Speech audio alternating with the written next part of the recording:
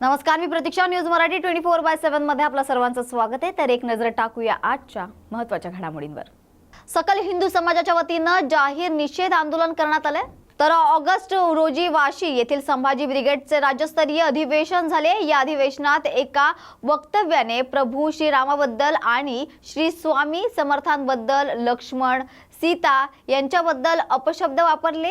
याच्या निषेधार्थ सकल हिंदू समाजाच्या वतीने नांदेड शहरातील छत्रपती शिवाजी महाराज यांच्या पुतळ्यासमोर जाहीर निषेध आंदोलन करण्यात आलं. यावेळी सकल हिंदू समाजाच्या वतीने जोरदार घोषणाबाजी देखील करण्यात आली.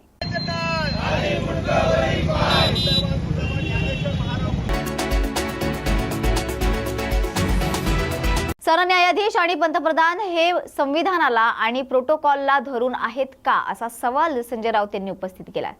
तसेच सरन्यायाधीश पदावर चंद्रचूड यांसारखी व्यक्ती असताना 3 वर्ष एक बेकायदेशीर सरकार बसवलं जातंय. घटनाबाह्य पद्धतीने सरकार पाडलंही जातंय आणि हे सरकार घटनाबाह्य आहे असं न्यायाधीश स्वतः वारंवार सांगत राहिले, तरी निर्णय आणि निकाल होत नाही आणि ते आता निवृत्तीला आले. काल त्यांच्या घरी पंतप्रधान पोहोचले, त्यामुळे यामागे वेगळं काही घडतंय का सरकार वाचवण्यासाठी, असाही सवाल त्यांनी यावेळी उपस्थित केलाय. तसंच शिवसेना, राष्ट्रवादी काँग्रेस पक्षासारखे महाराष्ट्र स्वाभिमानी पक्ष पूर्णपणे खतम करायचे आणि त्यासाठी न्यायालयाची मदत घेतली जाते का, असंही त्यांनी यावेळी विचारलंय.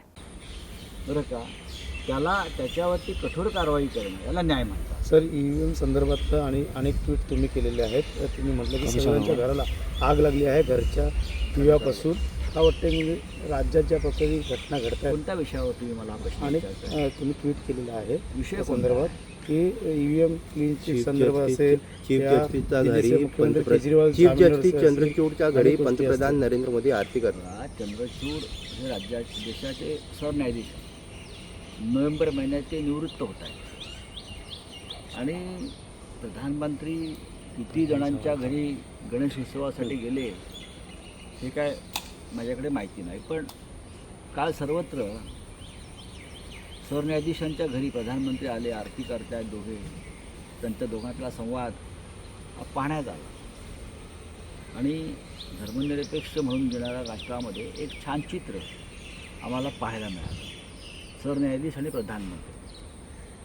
खरं म्हणजे हे संविधानाला किंवा प्रोटोकॉलला धरून आहे का, याच्याविषयी लोकांमध्ये आणि घटनातज्ञांमध्ये चर्चा सुरू.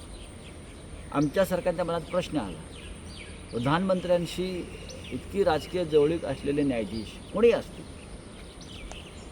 ते महाराष्ट्रातल्या घटनाबाह्य सरकारच्या बाबतीत आम्ही जी लढाई करतो, मग तर आम्हाला न्याय मिळणं का मिळत नाही किंवा तारखांवर तारखा का पडतात, अशा आमच्या लोकांच्या मनात शंका आहे. ते का होत आहे? सरन्यायाधीश चंद्रचूडांसारखी व्यक्ती त्या पदावर असताना 3 वर्ष एक बेकायदेशीर सरकार बसवलं जातं, घटनाबाह्य पद्धतीनं सरकार पाडलं जातं. हे सरकार घटनाबाह्य आहे असं स्वतः सरन्यायाधीश वारंवार सांगत राहिले, तरीही निर्णय आणि निकाल होत नाही. ते निवृत्तीला आले आणि काल त्यांच्या घरी प्रधानमंत्री पोहोचले.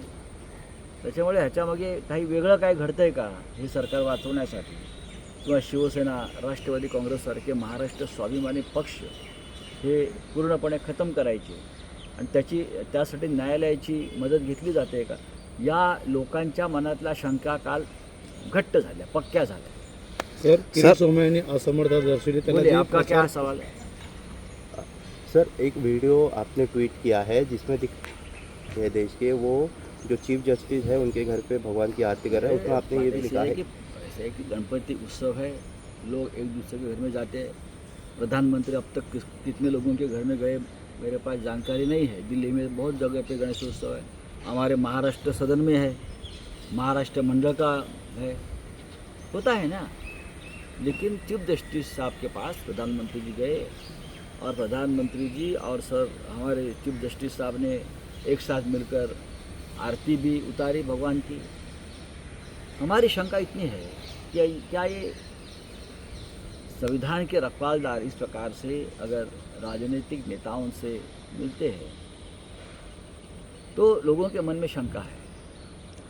हमारी जो केस है महाराष्ट्र में, जो घटना बाह्य सरकार चल रही थी और उसकी सुनवाई चंद्रचूड़ साहब के सामने चल रही है.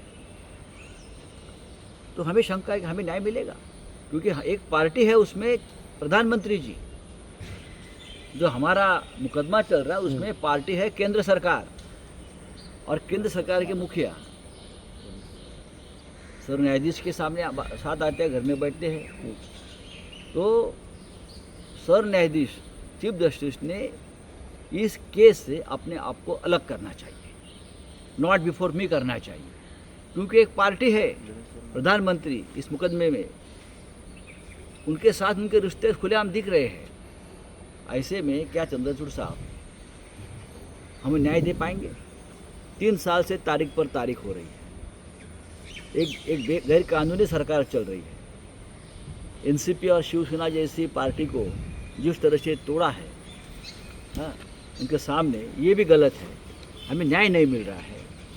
प्रधानमंत्री खुद महाराष्ट्र के गैर कानूनी सरकार में इंटरेस्ट ले रहे हैं बचाने के लिए, और न्याय देने का जिम्मा जिस न्यायाधीश जी के ऊपर है, उनके साथ उनका इस प्रकार का जो दोस्ताना और रिश्ता है, तो महाराष्ट्र के मन में कल एक शंका आ गई कि हमें न्याय मिलेगा, ऐसा लगता नहीं।